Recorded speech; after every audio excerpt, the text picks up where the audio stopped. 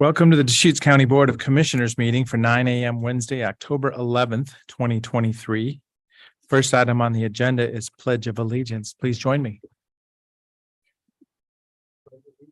To the flag of the United States of America and to the republic for which it stands, one nation under God, indivisible, with liberty and justice for all. Next item is citizen input for items not on the agenda. Is there anyone online with a raised hand feature? Okay, seeing none. Next is consent agenda. Quite a few items here today. So moved. Second. So just acknowledge I haven't reviewed the minutes. I'll move to approve just in case there's a slight wording and just letting you know. The wording change after review. So, but everybody does a great job with the minutes. So thank you very much. A video record of every. Exactly, as I say, but usually I read them and I have Questions about what the minutes say. You Yep. can always go back. Okay, so it's been moved and seconded. Any other discussion? Seeing none. Commissioner Adair, did you make the Yes. motion? Okay, Commissioner. Yes, I Chang. did. Yes. And chair votes yes. Thank you. Moving on to item number 11. So this is a public hearing and board order considering the annexation of certain property totaling 153.61 acres to the Bend Park and Recreation District. So this is annexation of properties. So, yes, Kim Riley, Assistant Legal Counsel. This is a request to annex 8 properties into the Bend Parks and Rec, totaling approximately 153.61 acres. This is a statutory formality that requires the commission to hold a public hearing prior to approving the annexation. This has, the petition has been reviewed by the county departments and offices that are required to review them. And they have approved of the request. It has also received preliminary approval from the Department of Revenue. And as such, staff requests that this matter be open for a public hearing and then for the board to consider approval of the petition. Very good. Thank you very much. So this is a public hearing on the matter. So this is an annexation of private property into the Park and Recreation District for taxing purposes. Is there anybody to speak on this item? Is there anyone remote? Okay, seeing none, we'll close the public hearing on this matter. So just acknowledging this is a large annexation for Polish Homes of approximately 153 acres. So one entity, basically. Any other discussion or deliberation or a motion? I support this annexation. I was going to ask, this application got me curious about the overall boundary for the Bend Park and Rec District. So would it be possible for us to get from them? These maps are, you could sort of make things out from looking at these maps, but it would be great. It'd be really helpful to see an overall, like a map of the totality of the Bend Park and Rec District, because it's been growing and it'd be interesting to see how far out it reaches in various directions. We can certainly make that request. Maybe a comparison with the urban growth boundaries. I think those are layers in Dial also. He has to say this will be added to the current layer. Yeah, but if I do that in Dial, then I gotta like poke around the edges of it. Yeah, so just It'd be seeing the nice map to see a itself. whole map. We'll get that to you. Thank you. And with that, I would move approval of board order number 2023-036, approving the Polish Homes annexation of approximately 153.61 acres into the Bend Park and Recreation District. And I'll second the motion. Is there any other discussion? Seeing none, Commissioner Chang, Yes. Commissioner Adair, Yes. and Chair will vote yes. All right. Item number 12, multiple unit property tax exemption application for 105 Northeast Franklin Avenue. For joining us with a presentation on this topic today.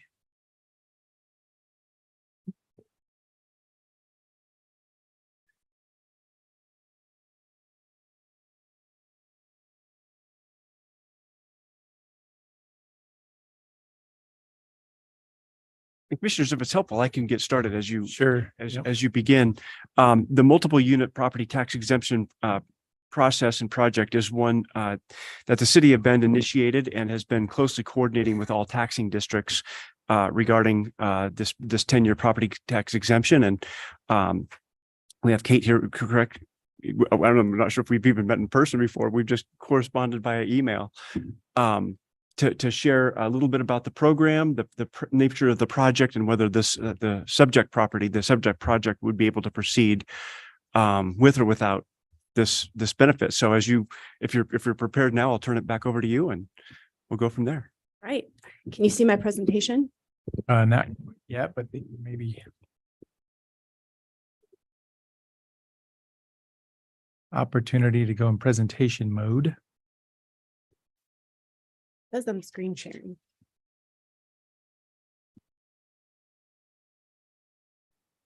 Here it comes. One more button. There we go. Thank you. All right. Well, thank you for that introduction. Good morning, Chair and Commissioners. My name is Kate Schneider. I'm a Senior Management Analyst at the City of Bend. Thank you for hearing this application this morning. I'm here today to present the multiple unit property tax exemption, which is a mouthful. It's easier to call it MUPTE. This is an application for the property located at 105 Northeast Franklin. With me this morning representing the applicant is Caroline Baggett of Project. She's joining us over Zoom, so hopefully we can also have her promoted. She'll provide an overview of the project itself, but my plan this morning is to give you a brief overview of what the MUPTE program is, what it takes for a project to qualify, what the independent financial analysis of this project found, and what the estimated financial impacts are. I'll then turn it over to Caroline to walk you through her project. So, what is MUPTE? MUPTE is a tool designed to incentivize multi-unit housing development in certain core and transit-oriented areas. Big picture, the goal with MUPTE is to incentivize multi-story residential development. We have a comp plan commitment to try and add housing in the core area, and MUPTE helps us reach that goal. The MUPTE program was adopted by the Bend City Council in August of 2022. It will expire in 2030. The tool itself is a 10-year property tax exemption on new residential improvements. To receive the full exemption, it must be approved by taxing districts representing 51% of the combined tax levy. However, we are working to secure approval from all of the taxing jurisdictions for this. So in terms of what's required for a project to qualify, you see here a list. It needs to be new residential development. It must include 3 or more residential units. It must be multi-story. So depending on the size of the lot, it must be either 3 or it may have either a 3 or a 2-story minimum. Hotel, motel, and short-term rental uses are prohibited. It must provide 3 public benefits, and I'll talk more about those on a slide in just a minute. It must also provide justification if the project eliminates any existing housing or business uses, and explain what was done to help mitigate that. The applicant must also submit pro formas demonstrating that the project would not be viable but for the tax exemption. And the city hires a third-party independent financial consultant to conduct that financial review. So this is just a snapshot of the eligible areas. As you can see on the map, it's the entire core area TIF district with one exception, the central business district, high density residential areas, and then urban dwelling sites, which are not actually pictured on this map. Those public benefit requirements that I mentioned, every project must provide at least 3. The applicant may choose. They must choose at least one of the priority benefits. So you see there, first listed are the priority benefits. They range from providing affordable housing to open space and publicly accessible park or plaza space. And then the applicant may choose 2 additional public benefits, which you see there range from transit supportive amenities to enhanced landscaping and electric vehicle charging stations. Turning to this specific project, the applicant submitted an application. It was reviewed for its reviewed to determine whether it met the program requirements, and there was the independent financial analysis that I mentioned. So this project, as you can see here, does meet the criteria for the MUPTI program. This is a snapshot of what it provides. It provides 2 new 5-story multifamily buildings with 199 residential units. The project is located in the core area TIF district.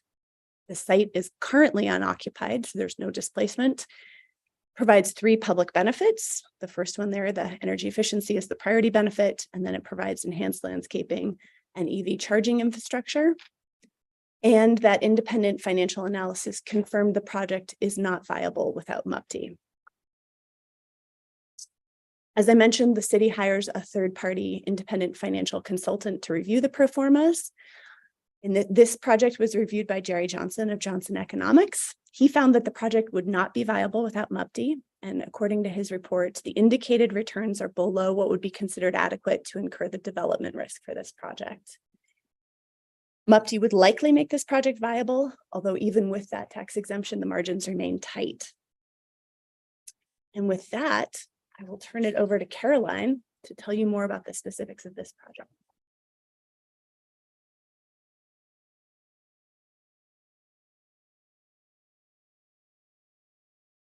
So Caroline, thanks for joining us. We're switching Zoom over now.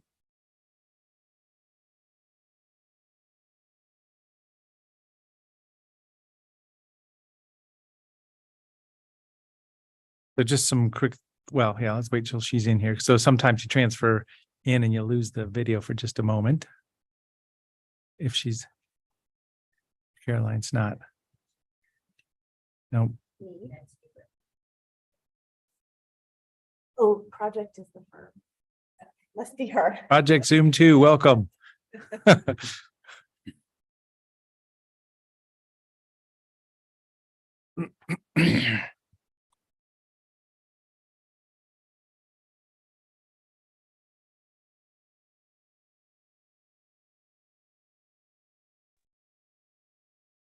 Here we are. Yours. Yes, sorry. I am Caroline with Project. Give me just a second. Let me share my screen. Thank you for joining us today. Thank you for having us.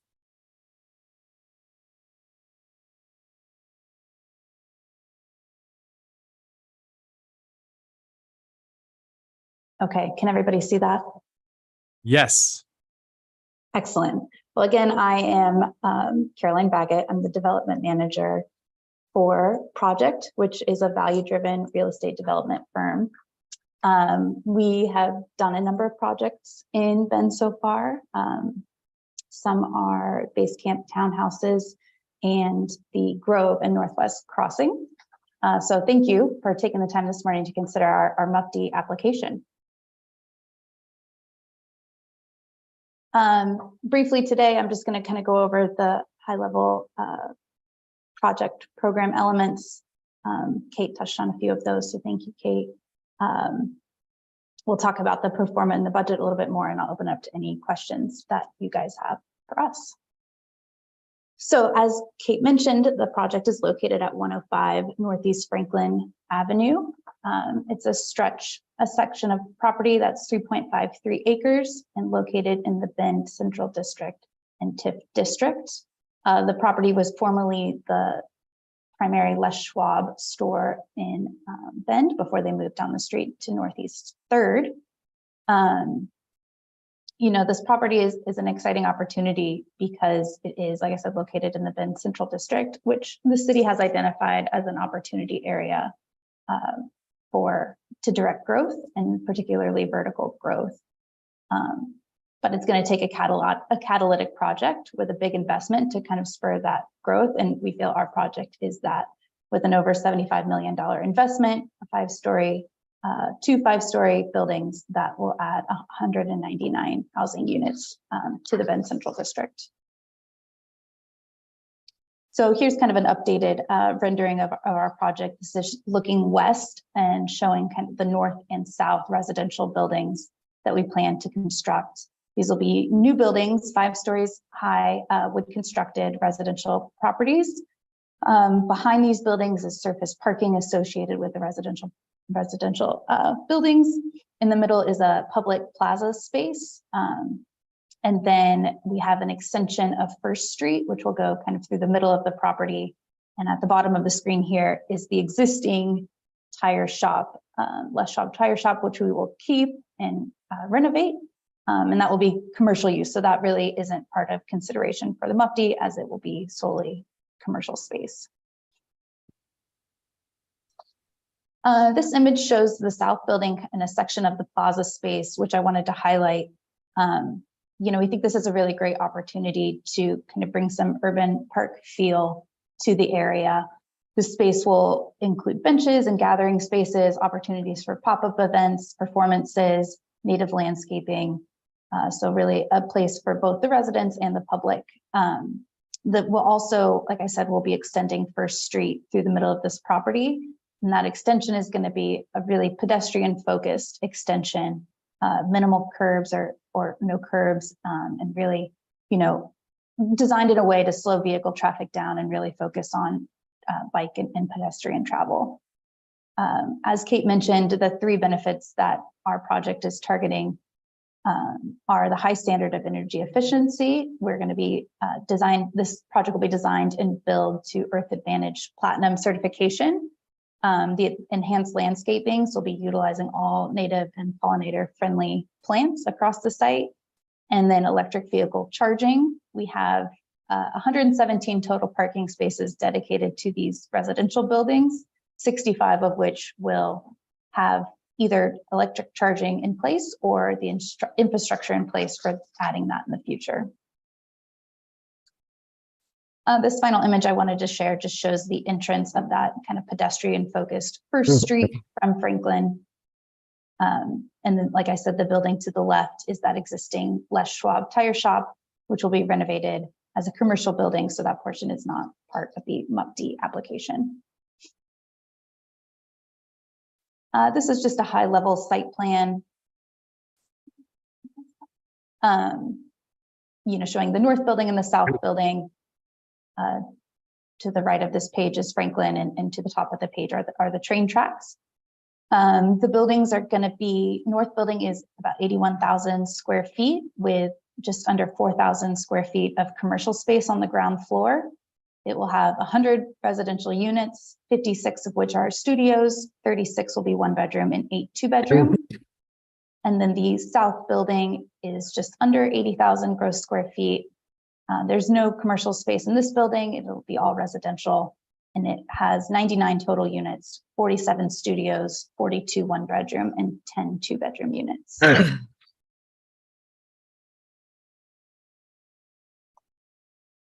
And then lastly, I know this is kind of small, but I just wanted to touch on kind of the finances for the project. As Kate mentioned, the third-party analysis confirmed that this project is not viable without MUFD support. So the two snippets at the top here show the pro forma submitted with our application in May, which showed on the left of under 5% return if we did not have the MUFD support. And then on the right, you can see with MUFD, we had a 5.55% return.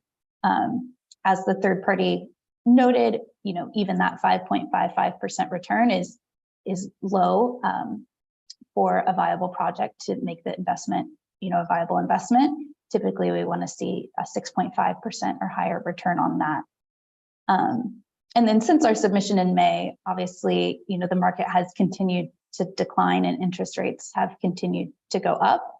So these costs have actually only increased since May, unfortunately, which have driven down those returns even further. And, with this declining market, projects are going on hold.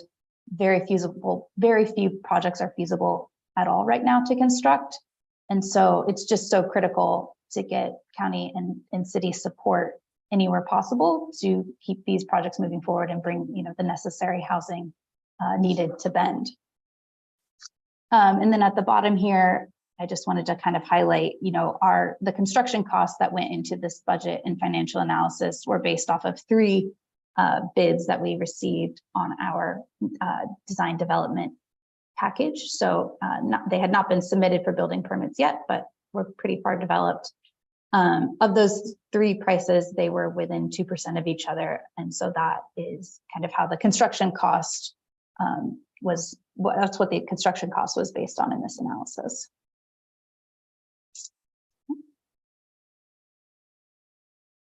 With that, I think that was all I had, and I'll open it up to any questions. Thank you, Caroline. If I may, I wanted to offer one more thing. I actually had one more slide that I forgot I had. I wanted to cover the financial impacts of providing a 10-year tax exemption. So first of all, it's important to note that this property is in the core area TIF district. So the financial impact is really only to the Bend Area Urban Renewal TIF Fund. There is no financial impact to the county because it's in that urban renewal area. And this exemption is only on new improvements. Can you so unpack that a little bit? So this is a tax increment finance covered area. And the what is the duration of the MUPD and what is the duration of the TIF? Sure. Yes, Commissioner. So the duration, the MUPD is a 10-year property tax exemption. The core area urban renewal district is a 30-year district. It's relatively young. It was just enacted a couple of years ago. So it is set to expire in 2050. So this, the urban renewal area will forego these property taxes for the duration of that property tax exemption. However, just like urban renewal itself, part of the benefit of doing that is sort of playing the long game, right? So when that property when the tax exemption goes away after 10 years and that property comes on, that tax exemption is removed and that property pays those property taxes, the urban renewal agency will see that increase in assessed value. Right. So And then when the tax district expires, so will the county. So since the TIF is already in place, the county is foregoing the increment of taxation already. Correct. So this exemption from that taxation the impact is to the core area, fund, not to the general fund of Deschutes County. Correct. Yes. Okay. Thank you, Commissioner. Thank you. So are these all rental units or is there any condominium concept here? I don't have a feel for that. And I'll let Yeah. Caroline. Thank you. Yeah, no, they'll all be rental units. Rental units, okay. Well, and then so another few thoughts, it's pretty exciting seeing a big project like this out in the horizon, just the construction trades and the economy, and as you mentioned, it's a tight financial picture right now. Everything's in transition, interest rates, inflation. So it's good to see something like this going on. And I would acknowledge, we're already in a TIF there. So Deschutes County proper, really today's exercise is just kind of laying it out, understanding what's going on, and hopefully more people will learn about this. We'll acknowledging that, multi-story big project is on the horizon out here. I just have a question. Where does the parking happen in this unit? I see we're doing 117 for the actual rental units. But that leaves 82 people where would they put their car if they did have one? Sure. I mean, is it underground parking? What's the plan? Look to Caroline to elaborate there. Thank you, Caroline. Yeah, no problem. So it's all surface park. There is no underground parking. The way that, like I said, a portion of this property is commercial only space. So that's not included in the MUPD, but there are additional parking spaces on the site that are not necessarily in the footprint of the two residential buildings. And so when we're looking at the MUPD application, we're trying to keep it very focused on what's directly adjacent to those two buildings. But site-wide, I believe we have about 140 parking spaces, and then there's included on the site, all surface parking. And the majority of that is kind of between those two new buildings and the train tracks. And then there's some additional on the south end of the site, kind of all the way back in that property. Thank you. Is any of it covered? No, right now, none of it is planned to be covered. Well, thank you. Yeah, please. Well, I think this is a very exciting project. Much needed housing in a key redevelopment area of the city. And, as was mentioned, we are seeing development around the city slowing right now. So it's a great thing to see projects that will keep our workforce fully engaged. If there is a slowdown or a recession as well. So I'm very supportive of moving forward with this MUPTE exemption. So today's recommended motion is an approval. We could almost just imply that future MUPTE applications are approvable from the Board of Commissioners point of view because we're already in the TIF. So as I say, really, this is just shedding light on the project itself. And I see, there's a graphic in there and I can see all the parking spaces along the train tracks behind there. So for formality, is there a motion? I'll move approval of the application from New Zone Business LLC for a multiple unit property tax exemption relating to property at 105 Northeast Franklin Avenue in Bend. I'll second the motion. Great. Any other discussion? Seeing none, Commissioner Chang, Yes. Commissioner Adair, Yes. and Chair votes yes. Thank you very much. Shedding light on a big project that's on the horizon. Thank you, Chair and Commissioners. Thank you. And Commissioners, I'll just offer a couple quick comments. One is we have coordinated with the city and other taxing districts that for those MUPTE project proposals that are outside of the core area, outside of the TIF, a couple of the taxing districts are interested in continuing to receive updates, just so we do understand what the impacts are to our general fund, to 911, to the sheriff's office, to all of our taxing districts. And so we really appreciate the coordination with the city and the other taxing districts on these. And I'll note that the city reached out to the sheriff's office and 911 as well, even though the board has those ultimate decisions.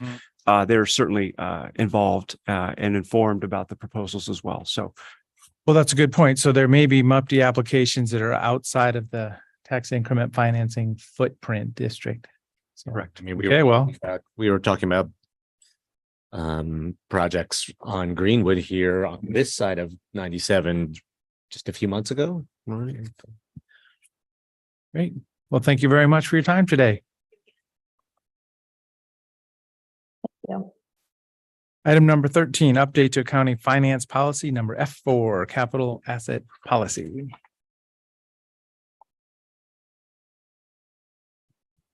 Good morning, Commissioners. So yes, we're here today to talk about our capital asset policy. Right now, we currently have 3 separate policies. We have F4, F5, and F6, and they're all related to the same topic. And so we did want to make a couple updates to the policy. So while we were making those updates, we thought it was a great opportunity to just combine them all into one policy at the same time. So that's the majority of the difference at first. It's just combining 3 policies into one since they're all relating to capital assets. However, there are 2 major changes, or not major changes. There's 2 updates that we are including in the combination of those. And one of those is reducing the requirement or eliminating the requirement for departments to turn in a separate capital asset form when they are changing, when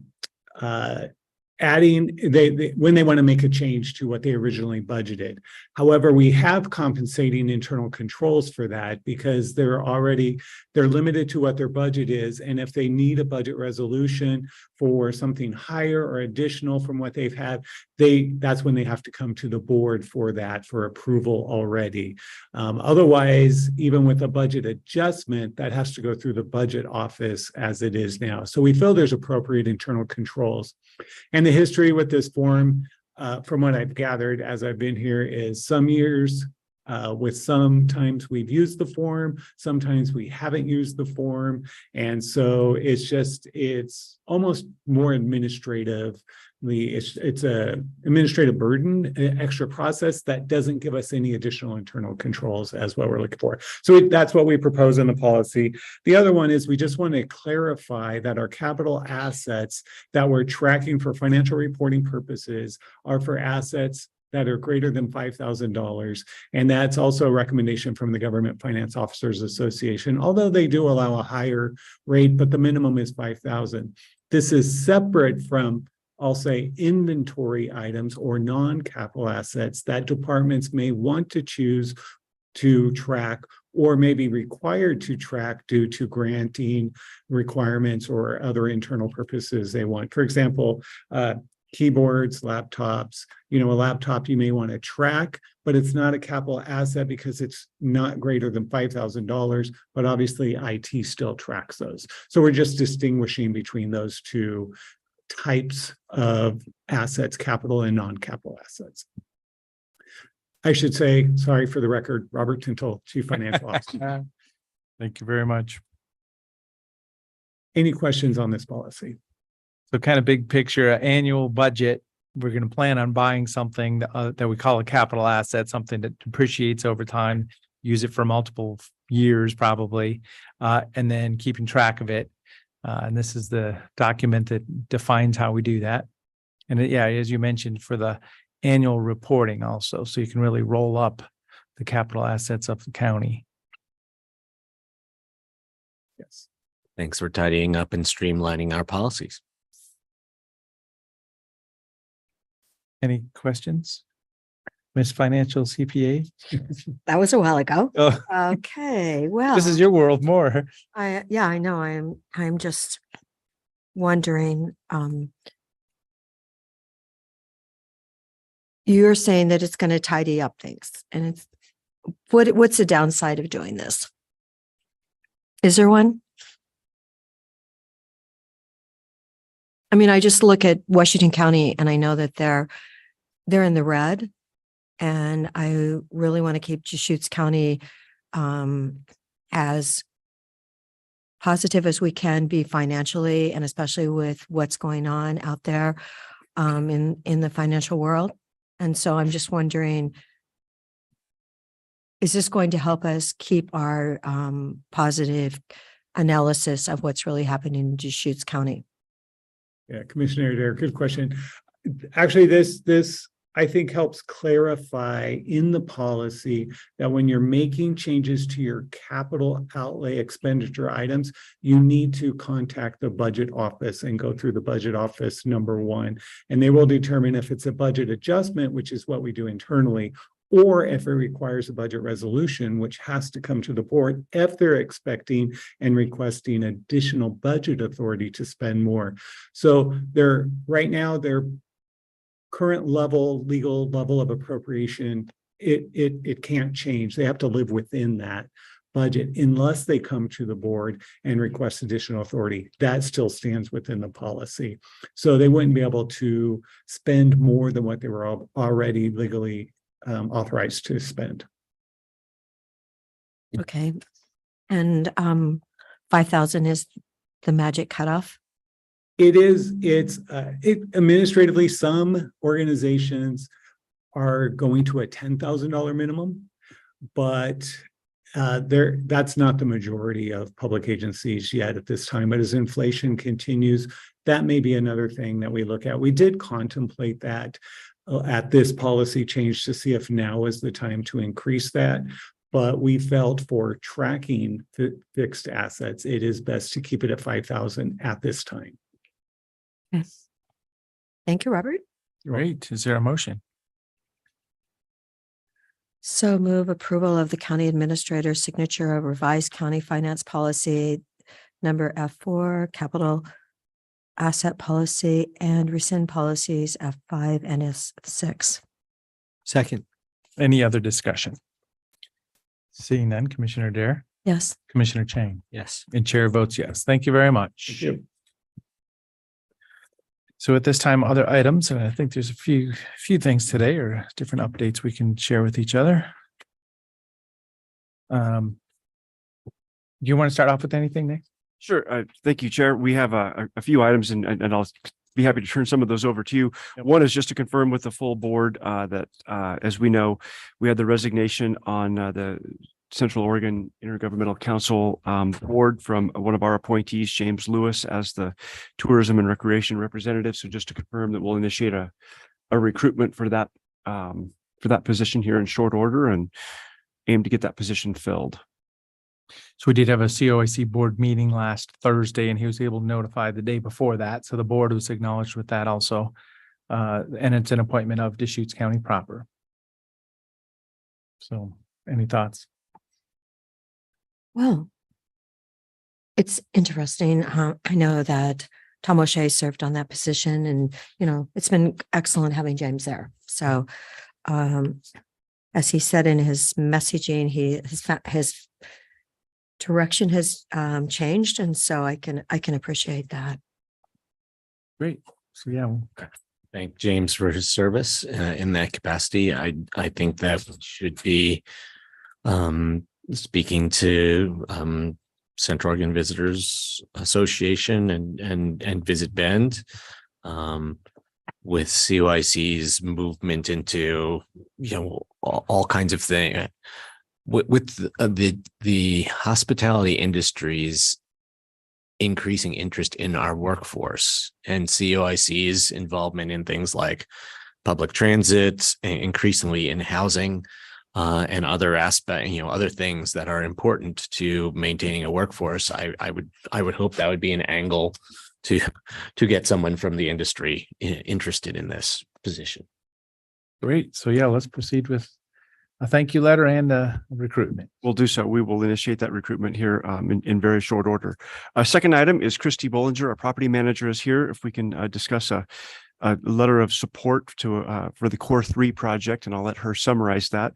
I did have a question about whether the letter of support for applying for the grant would compete with any grant applications that we are considering applying for, and confirming with community development they are not seeking any additional grant funding. Now they recently received a grant from the Department of Land Conservation and Development, so there is no internal competition. And as Christy hands that out, she's also coordinated with COIC as well as the city of Redmond, and they don't foresee any competition there either, even though that was a respectful request. It would be perhaps our most pressing concern. It would be internal competition for similar grants. So with that, Christy, I'll be happy to turn it over to you and summarize the letter.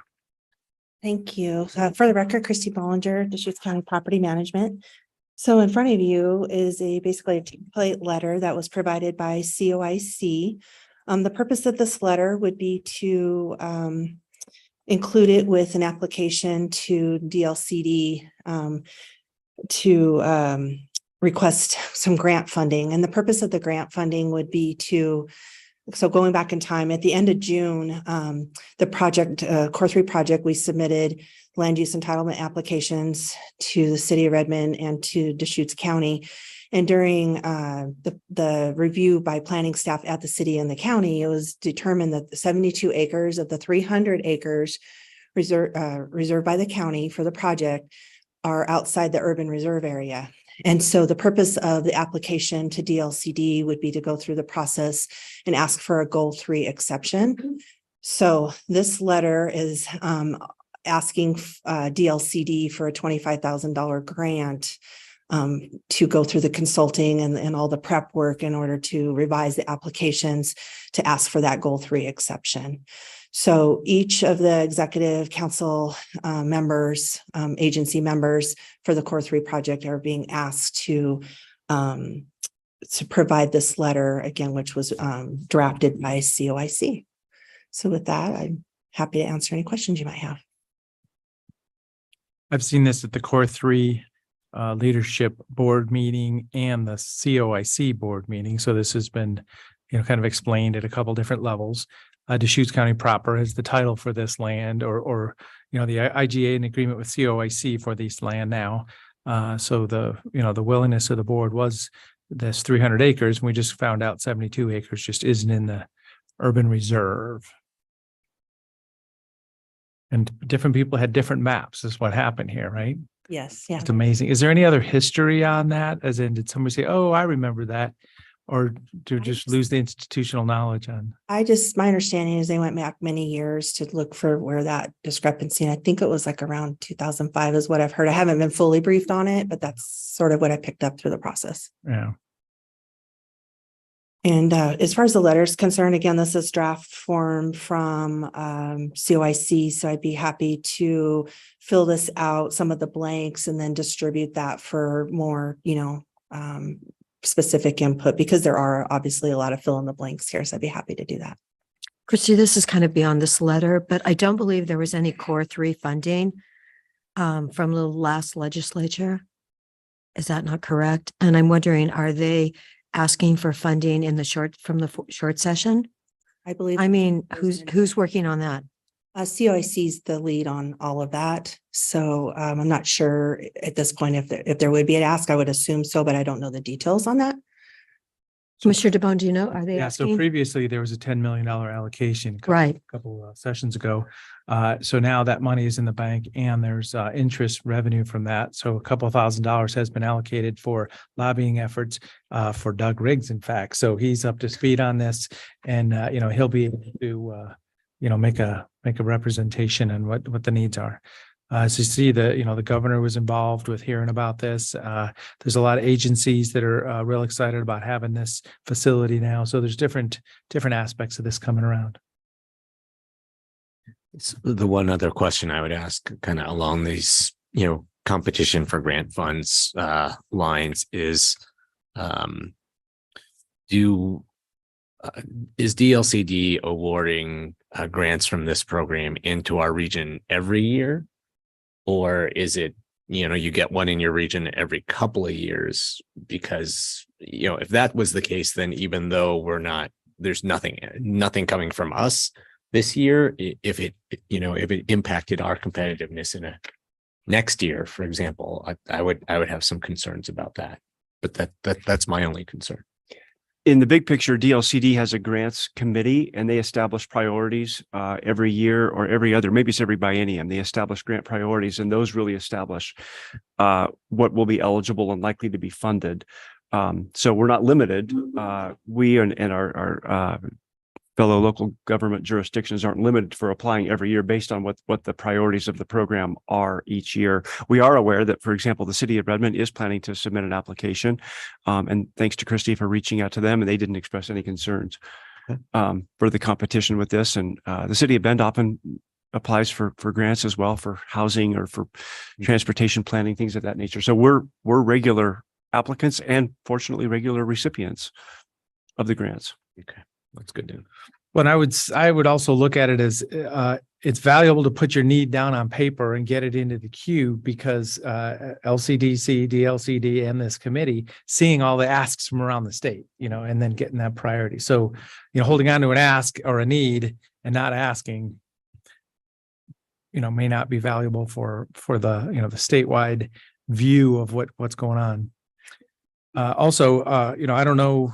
I haven't asked the city of Redmond or the mayor or anybody, but I mean, there could be other Redmond efforts that this partners with, as in this is a very specific edge of the existing project. But if the city of Redmond has other places that they want to have this discussion, they may be able to, put it together. Or, as I say, I haven't run that to ground or anything, but what are the needs of the city of Redmond? So that could be bundled with something else. Are we meeting with them? Is it next Tuesday night? Next Tuesday night with Redmond? When are we? Yes, on Oh. October 17th. Okay. All right, good. I move support of this letter to DLCD on behalf of Core 3 for a grant. And I'll second it, the motion. Great. Any other discussion? Nope. Seeing none, Commissioner Chang, Yes. Commissioner Dare, Yes. and Chair will vote yes. Thank you. you. Get this to you in better draft. Yeah, with our logo and some signature lines. Thank you.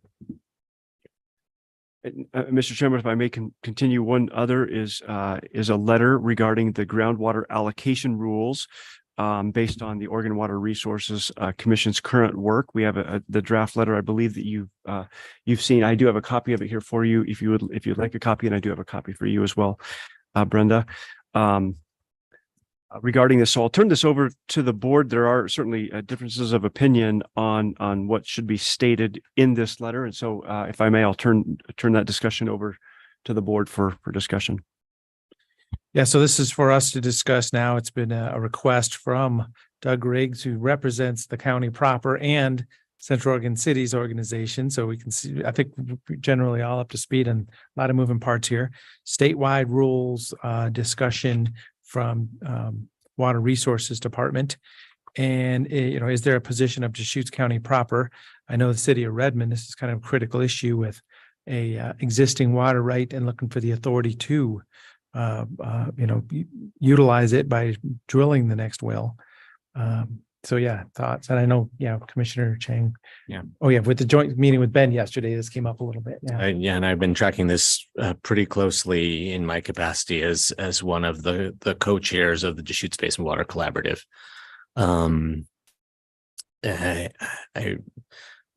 I've been going back and forth with Doug Riggs, Ed Fitch, and other people this week about this draft letter. I am not comfortable signing on to this letter myself, as written, and I believe that the cities are not as united around this particular letter as Doug might have kind of projected. He's his job, he's a lobbyist. His job is to get a strong message with as many voices as possible behind it, in front of elected decision makers. And speaking with Mayor Fitch, I think I believe that Nick has been privy to a little bit of this. That I don't think that there is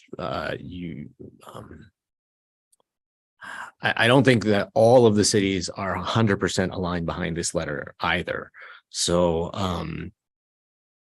with that in mind, I have no problems with writing a letter myself individually, or if kind of the concerns that I put out resonate with the full Board of Commissioners, I could make an effort to draft something from the county to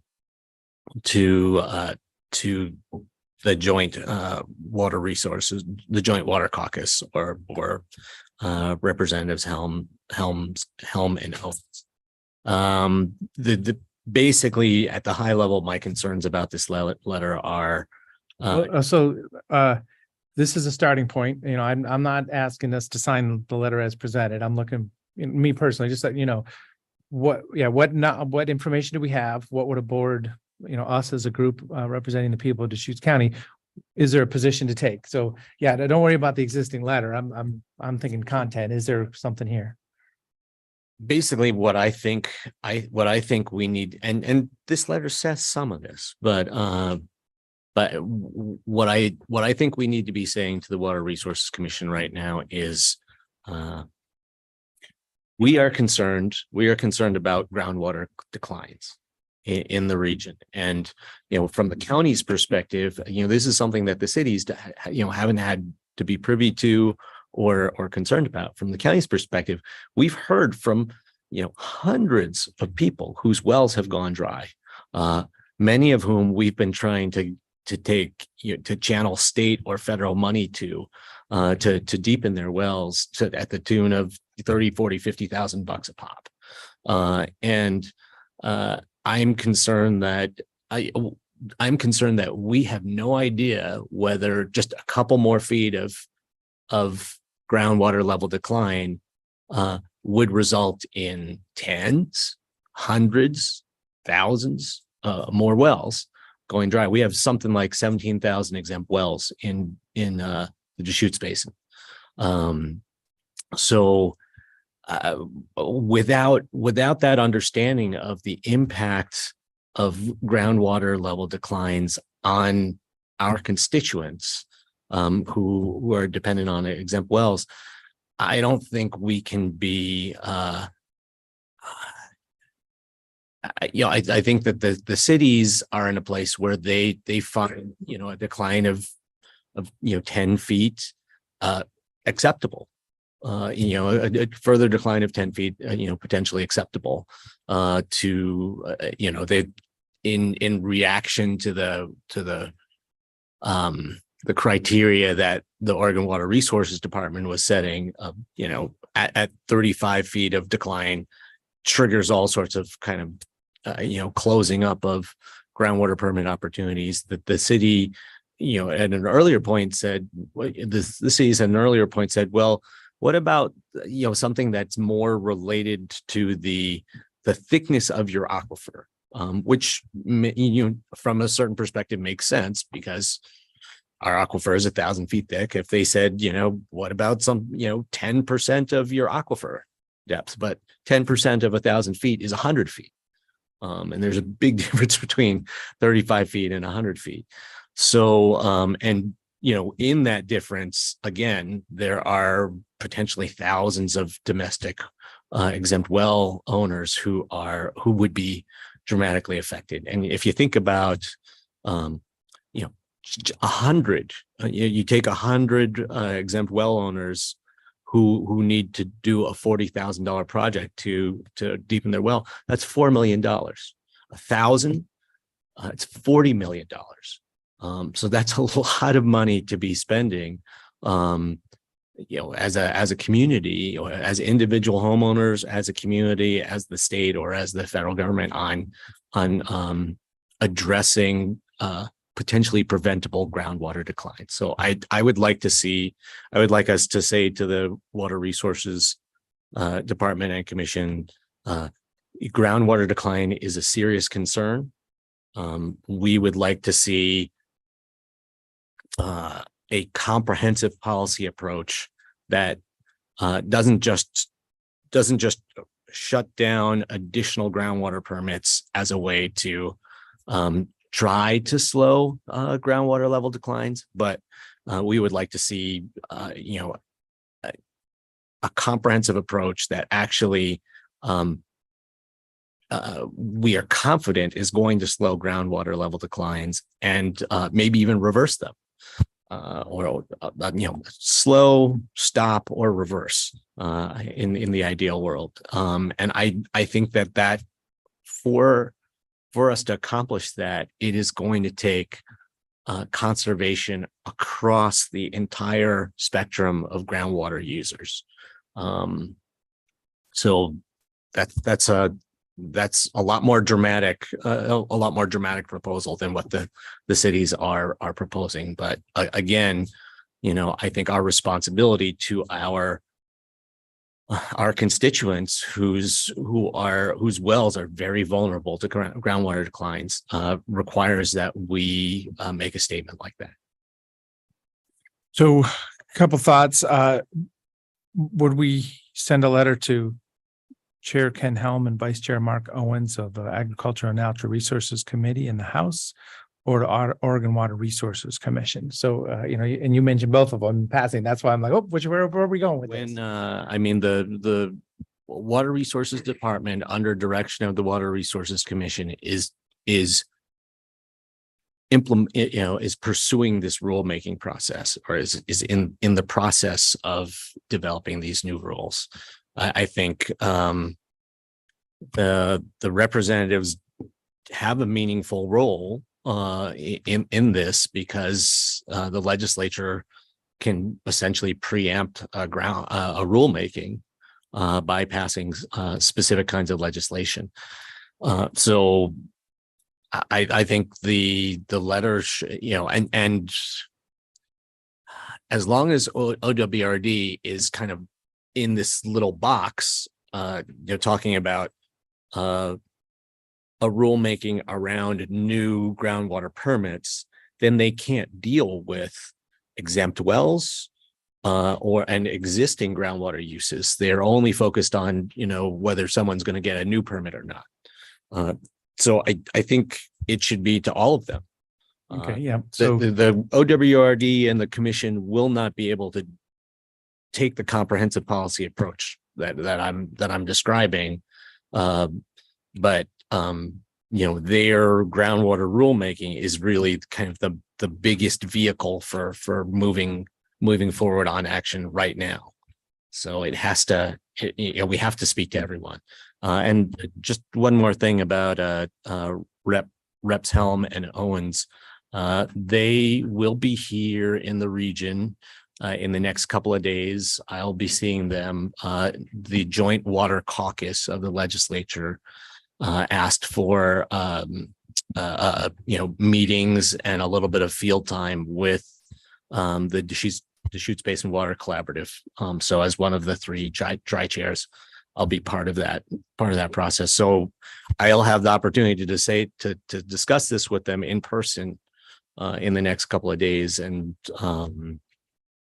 so, that's the other reason why I don't feel like there's urgency in, there was a lot of pressure from Doug and the city of Prineville to either sign this letter or not sign this letter, in the next, in these couple of days, this week. So I don't feel that kind of pressure. I feel like for myself, I will want to write a more thoughtful letter later on when I have time.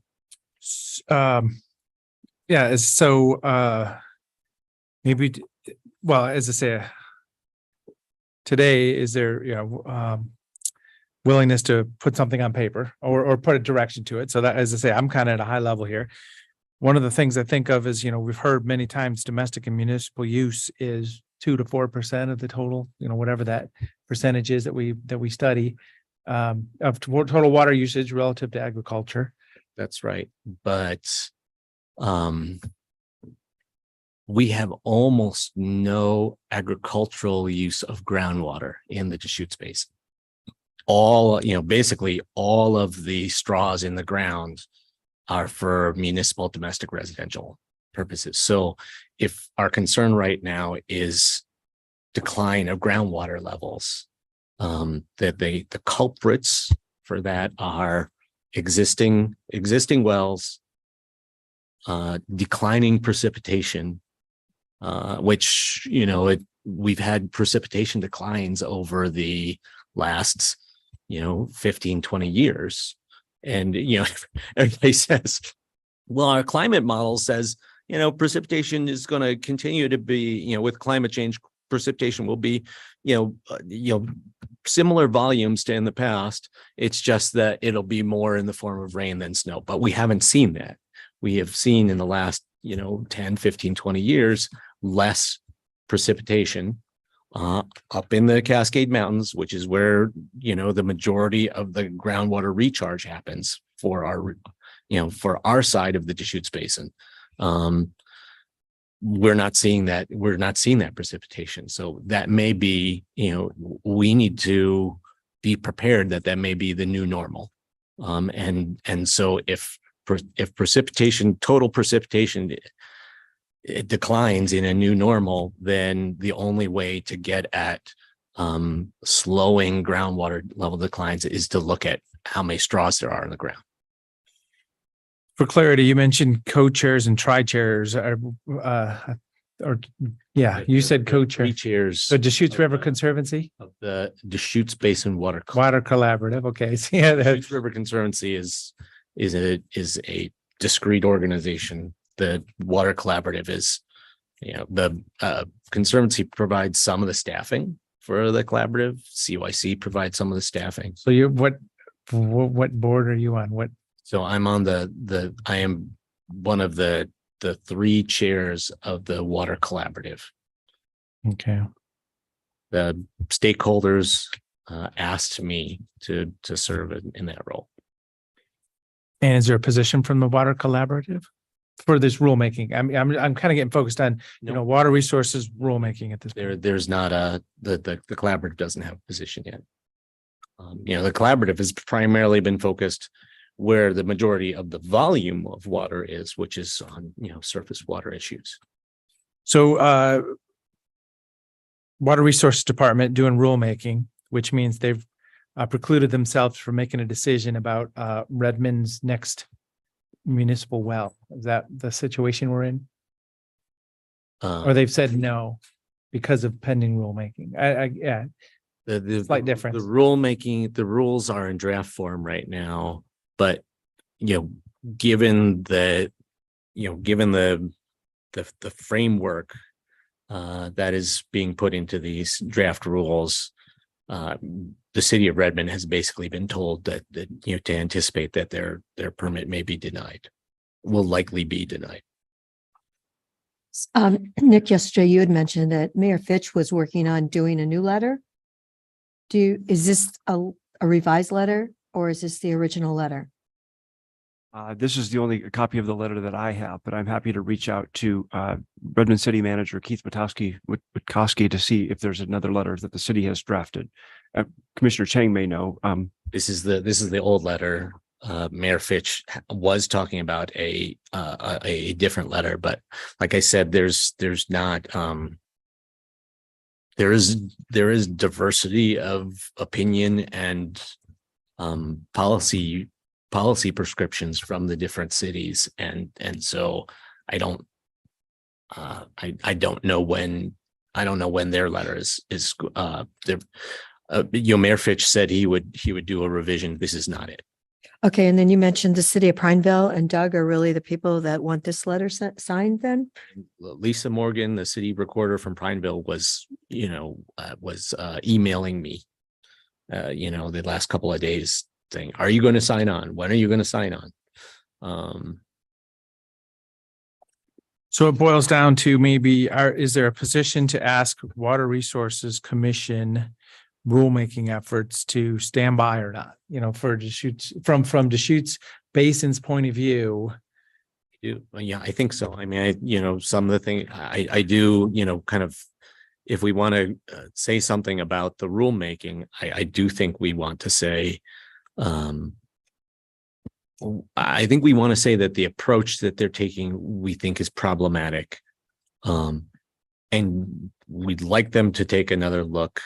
And I also think we need to recognize that what they're trying to do, slow the decline of groundwater levels, is extremely important and welcome.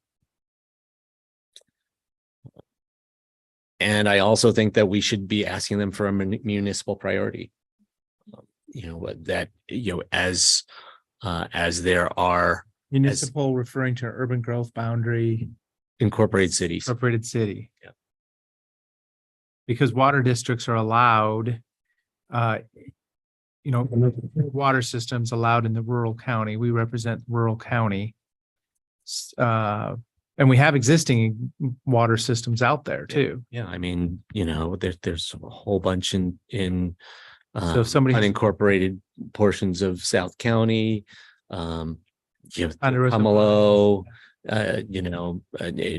Terrebonne, all of our destination resorts. Yeah. But in my opinion, because cities are the place where our land use planning system directs most new growth to, and because we have a desperate need for housing, we should have a priority for incorporated cities for this water. So this is, the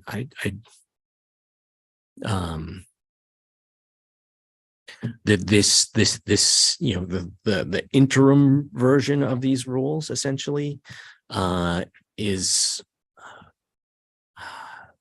I'm not sure if it's appropriate to say this or not, but my understanding is I won't tell anybody.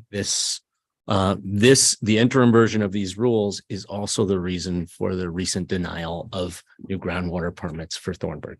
And legal can tell me whether I'm not supposed to be talking about that at all. That could be for anybody. If that comes back to us. Anybody with a piece of paper that says I have a water right, you go to Water Resources, say, I'd like to put a well in here to pump this much. The answer is we're studying rules. We're not going to give you a permit right now. So that's the case for anybody. Yes, but it's not just we're studying rules. We're not going to give you a permit right now. It's also, the way that these rules are shaping up, your permit will likely be denied. Which is the answer that was. Given to Yeah. the city of Redmond. Yep. Now, something that's extremely important to understand about this, so at the beginning of my comments, I was talking about how we have this responsibility to our constituents who have exempt wells. the existing exempt wells, we don't want those to go dry. But I do have a This, comment. this groundwater, if I could just finish, Okay. Well, or please if I could do. just finish. Please do. This groundwater allocation rulemaking does not affect new exempt wells. So Understood. if new exempt wells are, they have what, 13 million gallons per day. They have a very large allocation, which is not metered. So we don't even know if people are kind of adhering to their allocation, and they're allotted up to a half acre of irrigated landscape. So that is, per household, that is a lot of water use. And if this groundwater rulemaking does not, cuts off community water systems for resort communities, water type entities, municipalities, but it doesn't do anything to kind of curb exempt well permits, then we are essentially allowing the most water inefficient households a free path to new water, groundwater opportunities, while we're restricting everybody else, which I also think is extremely problematic.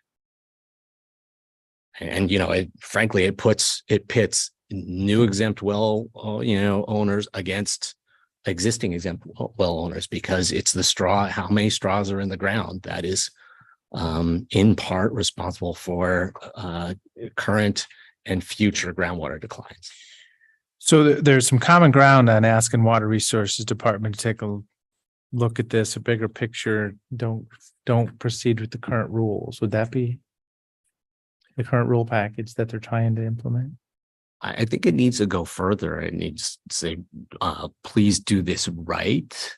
Here's some thoughts on how you need to approach groundwater in the Deschutes Basin to really, because I think we want to say we want to slow, stop, or reverse the decline of groundwater levels in our community. Because there are so many hundreds or thousands of our constituents whose wells are on the line. So when I think of the rural wells, there was a property that was notified, the well went dry, and I'm like, oh, here we go. This is bad. And they said, oh, it's okay. I hand dug it to 13 feet 25 years ago. So my point is, you also hear about people that have moved to areas, Redmond, Lower Bridge, Terrebonne, Alfalfa. The water's just deep. It always has been deep. And, we're talking 5, 10, 20 feet change. But the well drilling technology is such that, you mean it used to be you look for water close to the surface, but now you have well drilling technology, and then rock well drilling technology to go deeper into the aquifer. So now we have people that have domestic wells with 500, 600, 1,000-foot wells, 800-foot wells. So it is evolving and it's changing. And the technology has empowered people to have those rural wells at a lot deeper depths also. The Wikiup overpass, the whole thing was sinking, right? They went and did their geotech work down to whatever depth, and they thought, okay, well, now we know what it is. Come to find out, they just kept going down farther after the whole thing sunk. And it was just hundreds and hundreds of feet of wet lake bed that just deep into the ground. So, as I say, as a commissioner, there is a lot of water down there, but every new straw in the ground is potentially contributing to groundwater declines. Because you can be 200 feet below the level of the groundwater, but that doesn't mean that when you suck out that straw, that the top of the groundwater level isn't going down as a result. But that's just a scenario. I mean, don't we hear about all the millions and millions of gallons or acre feet of recharge coming off the east slopes of the mountains? So, I mean, we are in a drier period with less precipitation right now, but the recharge is just phenomenal relative to what we're doing. And I'm not an expert. I'm not going to pretend to be an expert. This is why when we make a land use decision, do you have a water right on paper? Yes or no? Okay. And this is the conclusion I've come to.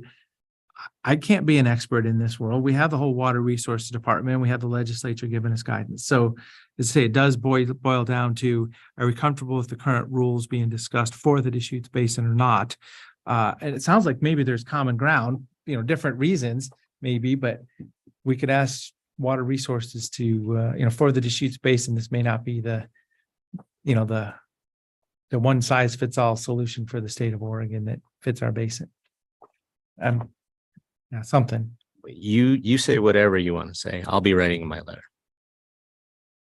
Okay. Yeah, Commissioner, any thoughts? I mean, Thank you so as I much. say, I mean, and Commissioner, I mean, I know you're deep into this and you have experience and knowledge on it. So I'm not. And just the other thing I would say is, yes, new wells can be dug very deep. That doesn't mean that there aren't hundreds or thousands of our constituents whose wells are going to go dry if groundwater levels decline just a couple more feet. And I'd I like would ask you to consider what your responsibility is to them.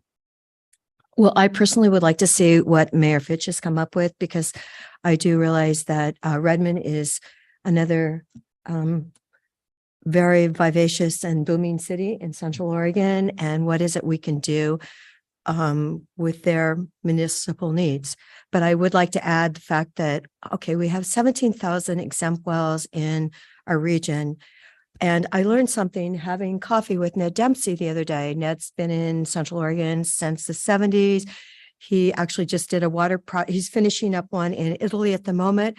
But what he told me was that some wells only have a life of 30 years. And I had never heard this before, but what happens is the sediment keeps going in and going in and going in. And finally, those people are going to have to drill a new well because the sediment has filled in their well. So it just so happened that morning when we were having coffee, another person there said, "Oh my gosh, my neighbors just lost water. They've only been there 2 years." And she's thinking it's only like a 4-year-old well. Well, by the time we got done researching, that well was actually 30 years old. So I've had other people talk to me about their wells in our community. And I do believe that they were older wells. And, a lot of wells don't last forever if you have that sediment issue, which Mr. Dempsey said isn't all the time, but it's definitely a concern there. So I just, I thought that's important to share with the community. It's definitely, and then seeing, talking to Kyle Gorman the other day too, I'm glad to hear that he was only retired for a month. He's a special consultant now. Yes, he's working part-time with GSI Waterworks, I believe. So, and they're kind of working together, but it's just like, I want to see what Mayor Fitch has come up with. I do believe that we need to look at this from the city use is so low. And as I said earlier, I was incredibly surprised when I came down Highway 97 on September 16th, and so many agricultural people still had their water going. And, Yeah. the, That too. yeah, it's still going. And I know we only got a 1/4 of an inch of rain yesterday, but our average rain for Sisters is 11 inches a year. So gonna have to look up and see where, last year's snow, we didn't have the 5 feet, the accumulative 5 feet, but we had small snow for several months. Wasn't it like about 6 months of snow this last winter? It was never huge, but we had a lot, the accumulative facts. So I just think it's interesting. People, if you have a well, it's incredibly expensive to redrill a well, and it's expensive to maintain a well, but it is really gold in Central Oregon. So you want to take care of your well. So at the very end of the proposed letter by Doug Riggs, as I said, I haven't kept track of, where it came from specifically. So these are clearly complicated issues which vary greatly from basin to basin. We would strongly urge your committee and the legislature to work with the governor to direct the department to extend the process, sit down with our basin in a meaningful way, and protect the collaborative, visionary, and successful track record of that the Deschutes Basin has established over the past 2 decades. Is that a common ground at all? As I say, good discussion today. I mean, the rest of the letter talks about, kind of refers to all these collaborative efforts, but the bottom line is that most of the collaboration that's occurred in the basin has been focused on surface water. So in the period when all these collaborative successes have occurred around surface water, which I'm very proud of, groundwater levels have declined. In the Redmond and Bend area, groundwater levels have declined a foot a year for the last 20 years. No, that's not exactly what we were told at a meeting quite a few months ago. I believe it was Kyle said at that meeting that When we were a talking test, about- when we were talking about the 710 acres, a that's- test well in that neighborhood had gone down 9 feet in 25 years. Those were the numbers that he gave us. that's by Eden Properties. That's not by the city of Redmond. Geographically, you're saying? Yeah, I have shared the report in the past. I can share it again. If you'd like to see it. As I say, there's proposal, it's just a generic statement that these are complicated issues. Urge the department, the governor to extend the process. But my concern is that this letter tries to put forward all these collaborative efforts that have occurred and say like, basically say all this the concern would be like, we've had all these collaborative success, just leave us alone. But the collaboration has been focused on surface water. And in that period of all those collaborative surface water successes, groundwater levels have declined in the key portions of our community by a foot a year for 20 years. So this, to talk about collaborative success, this letter, to talk about collaborative success, But I'm not we need talking to talk about what collaborative are going to do to slow the decline of groundwater levels. And this letter doesn't do that. I'm not referring to the rest of the content. I'm referring to, is there common ground here? Can we build a letter backwards from this? So I mean, maybe you're responding to the rest of the Talking letter. I'm about just referring to. protecting the collaborative, visionary, and successful track record. On groundwater, we really haven't done anything Okay. collaborative, Understood. Okay. visionary, or successful. Yeah. Okay. Well, no, that's good. Now I get a good feel for, the thoughts here. As I say, I'm interested in writing a letter saying, just acknowledging these are complicated issues. And I need the Water Resources Department to be a leader in this. As I say, I rely on somebody that has a piece of paper that says I have a water right when we make land use decisions. I mean, maybe, something along these lines, because as I say, and we've seen this difference, how am I supposed to be able to, evaluate the validity of a piece of paper in the water world as a county commissioner? And you maybe take a different tact on that, but I need that water to be valid when we make land use decisions. And I'm talking about municipal or future municipal uses. Mhm.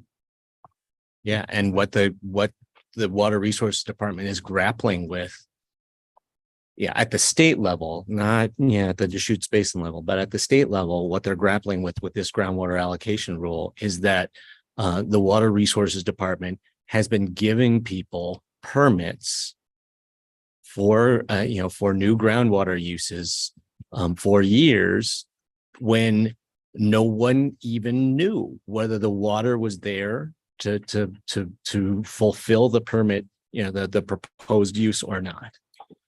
But we're working at a constrained system. It may be over allocated, but it's still constrained. It's not new uses, it's transferred uses. You're talking about the groundwater mitigation program. Well, no, but anybody that can come with a land use application to us in Deschutes County, a rural development, a water, water utility or whatever, saying, well, I've got a piece of paper says I have a right here. And we don't give them the right to drill for it, but we acknowledge that for, as I say, back to Thornburg, land use purposes. So even if we're over allocated, that we have this much water, we've allocated this much, we're not creating new water at that This point. is the only basin in the state of Oregon that has a groundwater mitigation program. That groundwater mitigation program was created decades ago when the biggest concern we had was flow problems in our surface water bodies. And, back, 20 years ago, we thought that there was plenty of groundwater. So what do? You trade people, put more water back in the rivers and creeks, and we'll give you a groundwater permit. The problem is that the groundwater mitigation program does not mitigate the impacts of groundwater extraction. It mitigates river flow. So we need something new. We need to do something different in an era, in a period where we're concerned about declines in groundwater levels of a foot a year and hundreds of our residents' wells going dry. Okay, so I don't have clarity on a letter from the Board of Commissioners at this point in time. Do you, Commissioner, you want to? Oh, I want to see what Mayor Fitch has come up with, honestly. So for today, this has been a great. It is Redmond, and I really would like to see, and I did have a conversation with Doug about this significant issue for our community. And he did mention the juniper management program that some areas are putting into implementing. So thank you to everyone who is taking out juniper trees. Okay, well, so as I say, I'm not prepared to, move this forward. Great. Any other, do you want to do anything specifically today, or you just want? Well, I need to see Mayor Yeah, Fitch's yeah. letter. Okay. I'm sure he has one. So we're going to leave it at that for today. Great discussion. Thank you very much. Anything else you have got a list? There's other updates we can share. The only other note is just on a celebratory note is that on Monday, we have groundbreaking for both Simpson Avenue and for Cleveland Commons, both projects that the board has contributed significantly to. The board, the counties have contributed significantly to. So we may not be meeting Monday. We'll discuss that during the agenda conference tomorrow morning. That's all. Thank you. Yeah, well, and I learned about that a little bit too. So I would like to attend Cleveland Commons. And if there are agenda items, one of the thoughts may be a land use discussions just in preparation for Wednesday. So we might schedule like from 3:30 to 4:30 or 3:30 to 5 or something like that Monday. So I just letting the fellow commissioners know that if we go to Cleveland Commons groundbreaking, we just might come back for an hour, work session type meeting. What's get the up to item? speed. What is Oh, that? I don't even know. I heard that may be valuable. We'll see. So, but yeah, we'll notify you. So Monday might be non-standard. That's all. So, okay. Thank you for making sure that we can get to the Cleveland Commons. Yeah, that I want to get there also. Measure 110, I know Association of Oregon Counties, we talked about it down in Klamath Falls. There was a roundtable of Deschutes County, or not Deschutes, but Association of Oregon Counties talking about just a lot of aspects, and not everything's 110. There's the drug court that we heard about recently, Deschutes County's drug court, but we also heard that drug courts are struggling across the state, adult treatment drug courts. So we've got a few counties that have taken, positions asking for, possible legislative amendments or edits to Measure 110. So I'm supportive of seeing if we can get a letter together that talks about, what we've seen. Douglas County did this, and they have the commissioners plus the sheriff and the DA. So as I say, this would be starting a process, asking the legislature to review 110 and, dial it in, so the voters voted on this thing, and we're dealing with, the implications all over the place these days. Any thoughts from my fellow commissioners on that to start with? Ahead. How appropriate. Thank you for, So you like that idea? yes. As I say, the Douglas County letter, we can, just like this water, I mean, I don't know, hopefully there's some common ground here. Just asking the legislature to really take this up in the short session. We can look for some bullet points that we agree upon if this process sounds appropriate. Thoughts? I would love to see the kind of core, the nucleus of this letter be about the drug treatment court, because I really do think that, if we put together a little paper that just explains what our drug treatment court did, why it worked so well, and what resources are needed to bring it back, to sustain it, that is a very valuable contribution to the discussions about Measure 110 reform and how to move more people out of addiction. It was very interesting at the, I went to the Measure 110 discussion in with AOC in person, and it was really quite eye-opening for me that less than half of the commissioners in the room had any idea where the BHRN funds were going in their community. But almost everybody in the room had some kind of a positive drug treatment court story to tell. So I mean, I could actually really see, if we do this paper, it being a really valuable contribution to AOC as well, so that counties had at least one thing that they could agree on and stand behind. Going into these Measure 110 discussions, going back to the BHRN fund allocations, I would very much like to see I would like to see us have a presentation on where the BHRN, where the Measure 110 treatment dollars are going in our community. And you hear from some of the, Healing Rains, the county, Best Care, some of these entities about what they're doing with that money, because I think it's really important for people to understand what the treatment, what the treatment dollars that Measure 110 has made available are accomplishing before, so they can appropriately evaluate that half of what Measure 110 did. So you're supportive of getting something on paper and see if we can get the Board of Commissioners, DA, sheriff sign it, asking legislature to, as I say, we'll work on the content, but I mean, there's a Measure 110 issue. There may be two topics here. I think that there could be a drug. I believe that we could get there on a drug treatment court letter. On Measure 110, I'm not sure. Okay. And As I say, I don't have anything prepared. I just did some homework on content. Yeah.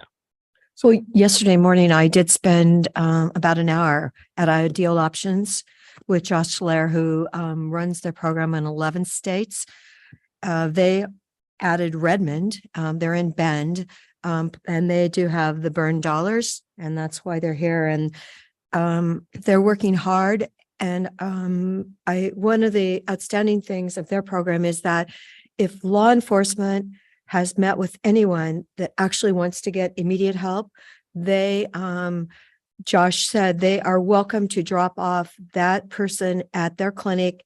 They're open 10-hour days, Monday through Thursdays.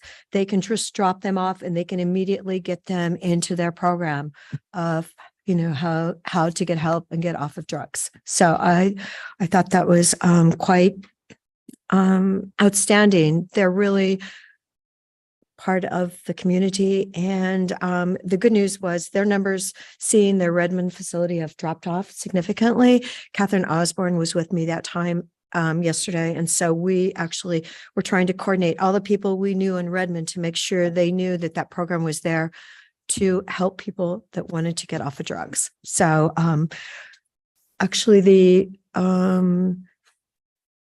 program is, if you can get to the point where you can do the monthly injections, after 7 injections, they have seen that it's been proven that for some people up to 39 months, they will, the drug effects can be negated in their body. I mean, I'm sure it's not for everyone, but it's definitely a program. And if you want to see more about it, Opioid USA has a really good program that I watched. It's a Florida program.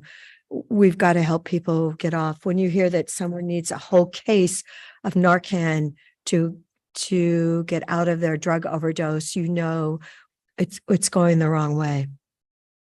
I think that was something that was told to us by Representative Levy the other nights, that someone had to use a whole case. So yeah, it's definitely challenging times for the state of Oregon.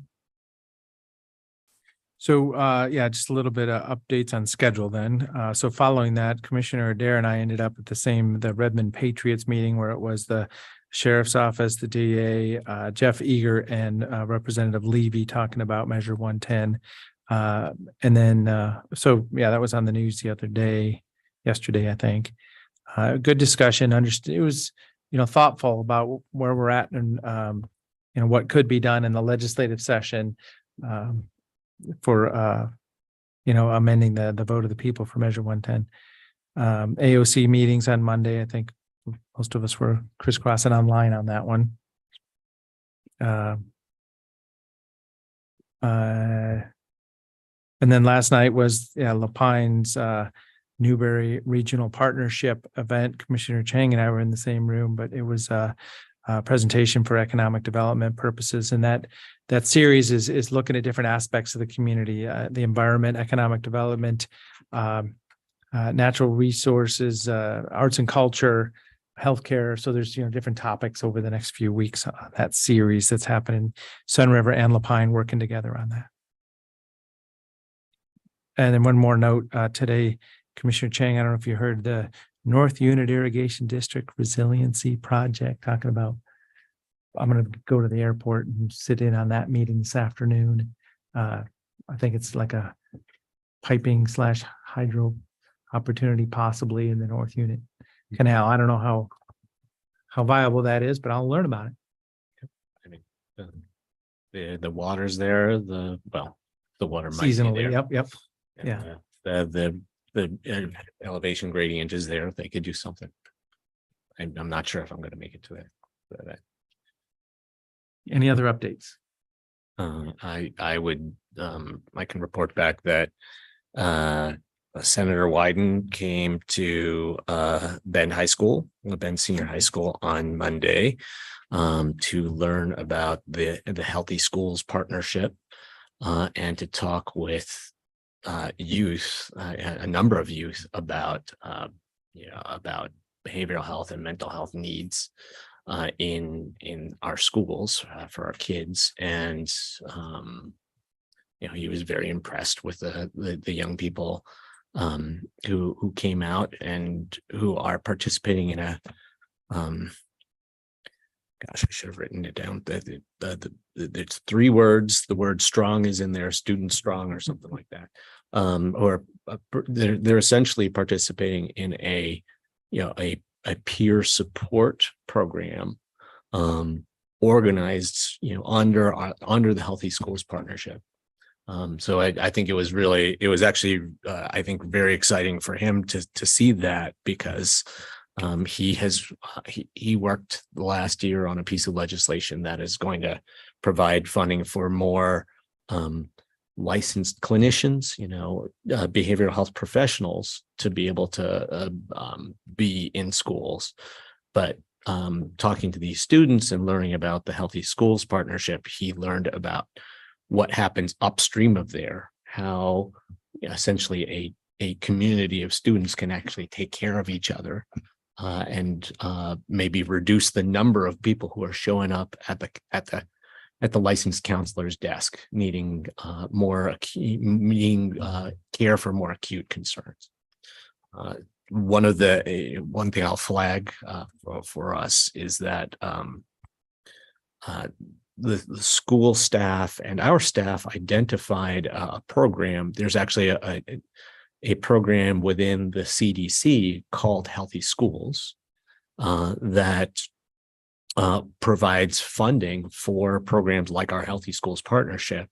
The problem is that the funding for that program has been reduced since 2010. So that it's not receiving appropriations at a level that's adequate to for us to basically have a federal cost share partner for our Healthy Schools Partnership, which I know is a concern of ours when we, every year when we go to our budget discussion. So I would like us to, when the federal appropriations cycle starts up again in, December, January, February, I would like us to be advocating for increased appropriations for that CDC Healthy Schools program, so that it won't be our next budget committee meeting, but maybe by the next budget committee meeting, there could be a federal partner in the mix, and what we and the school district need to contribute to keep that partnership going could be less. Thank you. Any other notes? I don't Where think you've been, so. What you've been doing? Nothing else. I don't believe so. Okay. I think we're all set. Executive session. We have 2 executive sessions and we have folks here for the first one. So if we can transition. And okay, so I guess I don't have my agenda up here. So what's the first one? What topic? What's the content? The Litigation. Stephanie Marshall. This one? litigation? Yes. That's what I was looking for, so. So we're going to go to an executive session under litigation,